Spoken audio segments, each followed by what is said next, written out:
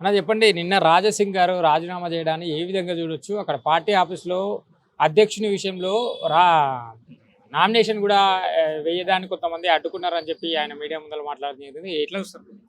రాజాసింగ్ గారు చెప్పింది వాస్తవం అండి.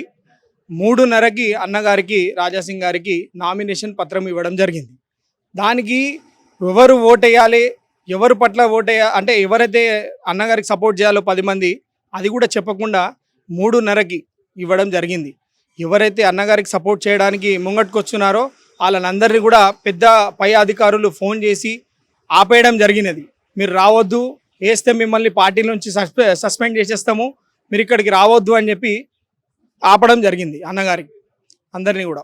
ఇదే విషయంని ఇప్పుడు మేము తీవ్రంగా ఖండిస్తున్నాం. ఎందుకంటే ఇప్పుడు హిందువుల గురించి ధర్మం గురించి పోరాడే వ్యక్తి రాజాసింగ్ గారు. ఇట్లా సుంటి ఎన్నో చూసి ఆయన బ్యాక్ సెట్ అయ్యి ఆయన ఎంతో మందిని చూసుకుంటూ వచ్చాడు. ఇదేం కొత్త కాదు. ఎవరైతే అన్నగారిని ఎంత కింద చూడాలని చూస్తారో అలా అన్నగారికి డెఫినెట్లీ వీళ్ళందరినీ కూడా మేము సమాధానం గట్టిగానే చెప్తామండి. అంటే గ్రామీణ ప్రాంతాల నుంచి చూసుకున్న రాజాసింగ్ గారు అంటే ఎంతో మంది యువకులకు అభిమానించే వాళ్ళు చాలా మంది ఉన్నారు. మరి ఈ టైంలో రాజాసింగ్ గారు ఈ విధంగా చేయడం ఎంతవరకు కరెక్ట్ అంటారు?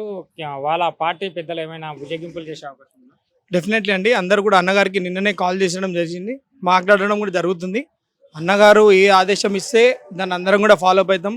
ధర్మం గురించి పోరాడే వ్యక్తి కాబట్టి సెంట్రల్లో అన్నగారికి మంచి పట్టుంది. సెంట్రల్ నుంచి కూడా అధికారులు ఫోన్ చేయడం జరిగింది. నేషనల్ కానీ అందరు కూడా ఎమ్మెల్యేలు కానీ ఫోన్ చేయడం అన్నగారితో మాట్లాడుతున్నారు. అన్నగారు ఏది సూచన మా అందరికి ఇస్తారో మేము దాన్ని అన్ని కూడా పాటించి ముంగటికి వెళ్తాం. ఇప్పుడు అన్నగారు ఏంటంటే ఎవరిని కూడా డిస్టర్బ్ చేయొద్దు, పార్టీ క్రమశిక్షణ పార్టీ కాబట్టి క్రమశిక్షణ ఎవరిని కూడా దాటొద్దు, లైన్ పార్టీ గైడ్ లైన్స్ దాటొద్దు అన్నట్టు అందరికి కూడా చెప్పడం జరిగింది. అందుకే మేము ఎవరం కూడా డిస్టర్బెన్స్ ఎక్కడ కూడా మేము చేయట్లేదు. ఎన్నో సంవత్సరాల నుంచి పార్టీ కోసం పనిచేస్తున్న వ్యక్తి, దేశం కోసం అని, ధర్మం కోసం అని, గోమాత విషయంలో హిందుత్వం కోసం గురించి గట్టిగా కొట్లాడి గట్టిగా మాట్లాడే వ్యక్తి రాజాసింగ్ గారు. ఆయనకే ఇట్లా జరగడం అనేది ఏ విధంగా చూడొచ్చు? సామాన్య కార్యకర్తల పరిస్థితి ఏంటి? ఎమ్మెల్యే గారికి అట్లా జరుగుతుందంటే పార్టీలో చెప్పలేక బాధపడుతున్న నాయకులు, పెద్ద నాయకులు చాలామంది ఉన్నారు. ఇది అన్నగారు ఒకటి చెప్పి అంటే మనం ఏదైనా కార్యక్రమాన్ని చేయాలనుకుంటే కొంతమంది వ్యతిరేకులు ఉంటారు, మంచి వాళ్ళు ఉంటారు, చెడు వాళ్ళు ఉంటారు. కానీ అన్న చెప్పడం అన్న వల్ల మేమందరం కూడా బయటికి రావడం జరుగుతుంది.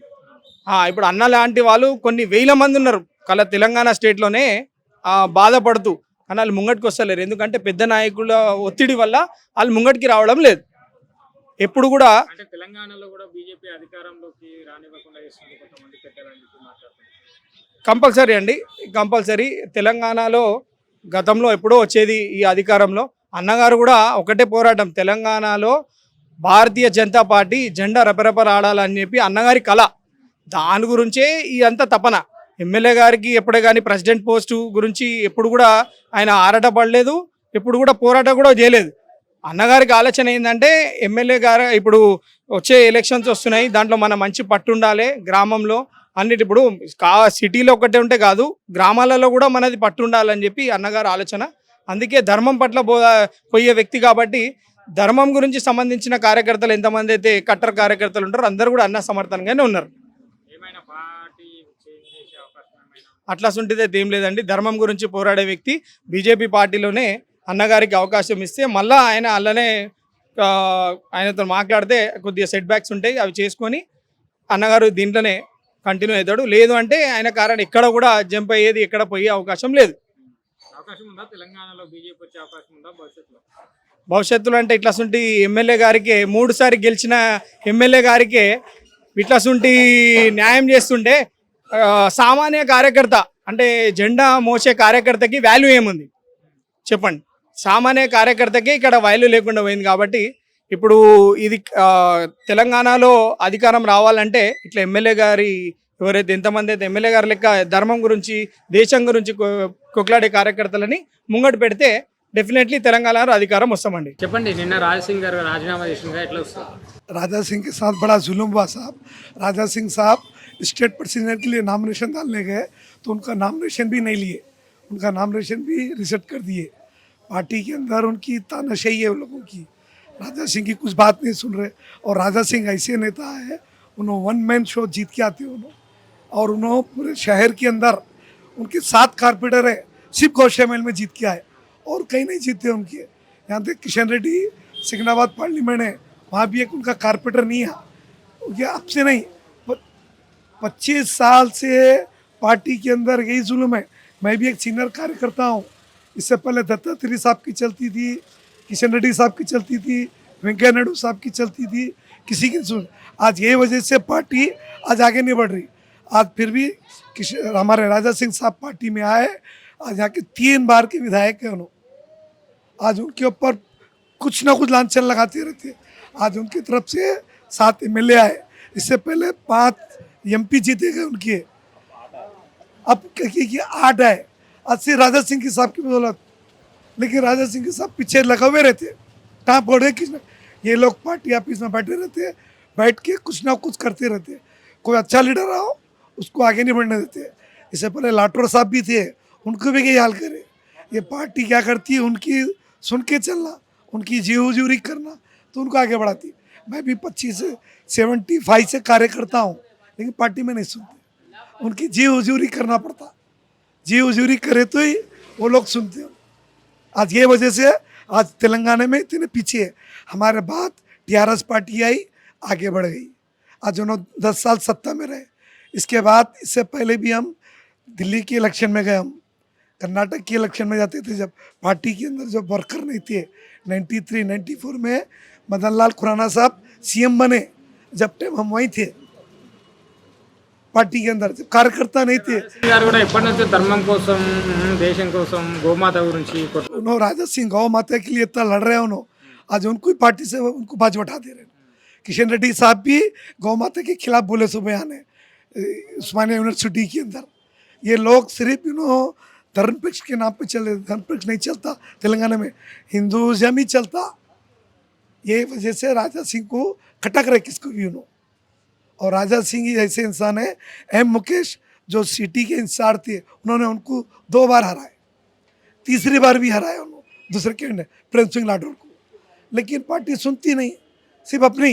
उन्होंने जो पार्टी ऑफिस से जो बोले उन्होंने वही करते हो। यानी कि कोई कार्यकर्ता को नहीं देखते, ना कोई लीडरों को देखते हैं, सिर्फ अपनी चलना। ये है पार्टी के अंदर। और बीजेपी राजा सिंह के साथ जो करी वो गलत करी, वो बहुत नाइंसाफ करे। अगर राजा सिंह साहब गौशामेल से नकड़ो, यहाँ पर 30 नंबर पे आते हैं। अब सिटी में इलेक्शन है ना साहब, ये नहीं MLA का इलेक्शन है, अब 30 नंबर पे आती है। अब वो गोविंद रेड्डी जो एक हमारे TRS के विधायक जो गुजर गए ना, हाँ वो गुडविल उससे जुबलिल से गुजर गए ना। अब अपनी पार्टी को लड़के बताओ, बोलो 30 नंबर पे आते हो बीजेपी। रामचंद्र राजा साहब को मैं 15 साल से जानता हूँ, एडवोकेट थे। उनको कुछ हम केसा भी दिए, लेकिन केस लड़ते भी उन्होंने। लेकिन उन्होंने क्या है, सिर्फ जो पार्टी बोलती है उन्होंने उनकी सुनते। इससे पहले बाल रेड्डी साहब थे, उनका भी वही हाल, किशन रेड्डी का वही हाल, दत्तात्रेय साहब का वही हाल, विद्यासागर राव साहब भी थे, उनका भी वही हाल। मैं भी ठोकरा खा के घर पे बैठ गया, किसी की नहीं सुनते। इससे पहले धुलपेट में काउंसिलर का इलेक्शन हुआ था 2002 में। एक सीनियर नेता कांतिया बोल के था, कांतिलिंगम, उसको टिकट छोड़ के क्या करे, कांतिया को दिए जो MIM से आया था। 65 वोट से हरा दी उसको यहाँ की जनता। जब लाटोर साहब MLA थे और दत्तात्रेय साहब सेंट्रल मिनिस्टर थे। ये जुल्म है इनका। जब से हम भी पार्टी छोड़ दिए, पार्टी छोड़ के एक जगह हो, ये हाल है। तो राजा सिंह साहब है, फिर भी इतना संघर्ष करे, आज उन्होंने यहाँ तक आए, लेकिन उनको बर्दाश्त नहीं होता। वो लीडर आगे बढ़ तो उनको बर्दाश्त नहीं। ये वजह है राजा सिंह को टिकट नहीं देने का, यानी प्रेसिडेंटशिप नहीं देने का। చెప్పండి రాజా సింగ్ గారు నిన్న రాజీనామా చేసింది కదా, ఎట్లా చూస్తారు? अन्ना, मैं आपको बताना चाह रहा हूँ, Raja Singh ji BJP centre party से नाराज़ नहीं है, बीजेपी पार्टी से नाराज़ नहीं है। जो कि हमारे राज्य तेलंगाना के कुछ रूल्स, जैसे कि राजा सिंह जी को पता चलता है कि 28 तारीख के दिन यानी इवनिंग के समय में पता चलता है तेलंगाना राज्य का अध्यक्ष डिक्लेयर हो रहा है, तो उन्होंने भी अपना मन जताया अध्यक्ष बनने के लिए। तो उन्होंने यानी 30 तारीख के दिन वे party headquarters Nampally BJP office पहुंचते हैं बीजेपी अध्यक्ष का फॉर्म डालने के लिए। तो सडन उन्हें फॉर्म डालने के लिए ऐसा वो बता रहे हैं और हमने भी देखा है कि उन्हें रोका गया। फिर सडन कुछ ही समय में तेलंगाना अध्यक्ष डिक्लेयर कर दिया जाता है। देखिए, मैं भी एक भारतीय जनता पार्टी का नेता हूं और हमेशा भारतीय जनता पार्टी का नेता रहा हूं। टी राजा सिंह ने भारतीय जनता पार्टी के लिए हमेशा उन्होंने काम किया है और हमेशा वो करते रहेंगे। वो मोदी जी, अमित शाह के फॉलोअर है और भारतीय जनता पार्टी के झंडे के नीचे रहकर ही काम किया गया। कुछ मतभेद के कारण उन्होंने अपना रिजाइग्नेशन लेटर भारतीय जनता पार्टी के पूर्व अध्यक्ष श्री किशन रेड्डी जी को सौंपा है। देखते हैं सेंटर पार्टी उनका लेटर एक्सेप्ट करती है कि नहीं। लेकिन हम जहाँ तक सोचते हैं टी राजा सिंह जी आगे भी भारतीय जनता पार्टी से जुड़े रहेंगे और झंडे के लिए काम करेंगे और हम गोशामहल असेंबली के भारतीय जनता पार्टी के नेता टी राजा सिंह जी के साथ हमेशा खड़े हैं और आगे भी खड़े रहेंगे टी राजा सिंह के साथ। నామినేషన్ కూడా వేయలేదు అన్నారు. నువ్వు అడుగు, తెలుగులో అడుగు. అదే నామినేషన్ కూడా వేయలేదు అని మాట్లాడుతున్నారు. అదే అదే మీకు మేము అదే ఫస్ట్లో చెప్పిన అదే టైంలో రాజా సింగ్ జస్ట్ ఇంటర్ అయిందా नामपल्ली बीजेपी हेडक्वार्टर ऑफिस लो नॉमिनेशन फॉर्म लिए जैसा डालने जा रहे उनको ऑब्जेक्शन करे कि नहीं नहीं राजा सिंह जी आप जरा रुकिए। तो उन्होंने बोले मैं क्यों रुकूं भाई, मैं क्यों रुकूं, मैं भी मेरा नॉमिनेशन फाइल करता हूं। बोल जस्ट ऐसा स्क्रोलिंग आता है कि रामचंद्र राव जी को भारतीय जनता पार्टी तेलंगाना का अध्यक्ष घोषित कर दिया गया।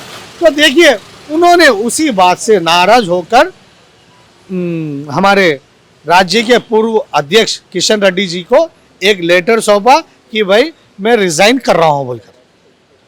అంటే తెలంగాణలో బీజేపీ అధికారంలో రావడము కొంతమంది నాయకులకే ఇష్టం లేదని చెప్పి కూడా మాట్లాడుతున్నారు. अदे अदे अदे वो बहुत दिनों से चल रहा था कि वो बता रहे कि जो रूल्स यहाँ पे तेलंगाना भाजपा की सरकार फॉलो कर रहे हैं वो गलत है। उन्होंने इसकी शिकायत सेंटर में भी की कि कुछ रूल्स यहाँ पर चेंज करें और हमें ऐसा नेता चाहिए, ऐसा अध्यक्ष चाहिए तेलंगाना भाजपा के लिए जो आने वाले समय में जीएचएम जो चुनाव है ज़्यादा से ज़्यादा हमें सीट हासिल हो चुके हैं और आने वाले समय में जो भी बोलो 27 का चुनाव हो या 28 का चुनाव में भारतीय जनता पार्टी की सरकार बन चुकी। और उन्होंने ये भी कहा अगर मुझे अध्यक्ष बनाते हैं भारतीय जनता पार्टी तेलंगाना का अध्यक्ष बनाते हैं तो मैं एक नई ऊंचाइयों के ऊपर पार्टी को लेकर जाऊंगा बोलकर उनका ऐसा कहना था। అంటే ఎన్నో రోజుల నుంచి హిందుత్వం పైన కూడా బాగా కొట్లాడుతుంటూ మాట్లాడుతూ ఎన్ని రోజు కాదు ఇది 1 month కిందికి ఇట్లా నడుస్తుంది 15 days హిందుత్వం కోసం బాగా కొట్లాడుతుంటూ హిందుత్వం కోసం ధర్మం కోసం गौमाता कोसम कार्यकर्ता कोसम ये राजा सिंह जी हमेशा कार्यकर्ता के बारे में सोचते हैं, गौ माता की रक्षा के बारे में सोचते हैं, हिंदुज्म के बारे में सोचते हैं, देश के बारे में सोचते हैं। वो हमेशा 24 घंटे तत्पर रहते हैं। उनका जीवन भर उन्होंने हिंदू धर्म रक्षा के लिए अपना जीवन निछावर किया है और उनका ऐसा कहना है वो अगर रिजाइन करते हैं तो आगे भी भारत देश के लिए, धर्म के लिए, गौ माता के लिए अपने प्राण निछावर करेंगे। అంటే హిందుత్వాన్ని ధర్మాన్ని పట్టుకొని ఉన్న రాజసింగ్ లాంటి వాళ్ళకే ఇట్లా జరిగితే కామన్ మ్యాన్స్ కార్యకర్తల పరిస్థితి ఏంది? అదే అదే మీకు ఇది ఏం చెప్తున్నా देखिए राजा सिंह जी के बहुत सारे फॉलोवर्स है, बीजेपी के कार्यकर्ता है। कल उनके समक्ष बैठक की गई, भाई साहब आपने ऐसा क्यों किया? तो उन्होंने अपनी बात उनके कार्यकर्ता के समक्ष रखी गई कि भाई साहब मैं तेलंगाना के अध्यक्ष के लिए नॉमिनेशन डालना जा रहा हूं लेकिन मेरे साथ कुछ कार्यकर्ताओं ने गलत सुलूक किया, इसलिए मैंने अपना रेजिग्नेशन भारतीय जनता पार्टी के अध्यक्ष को सौंप दिया गया।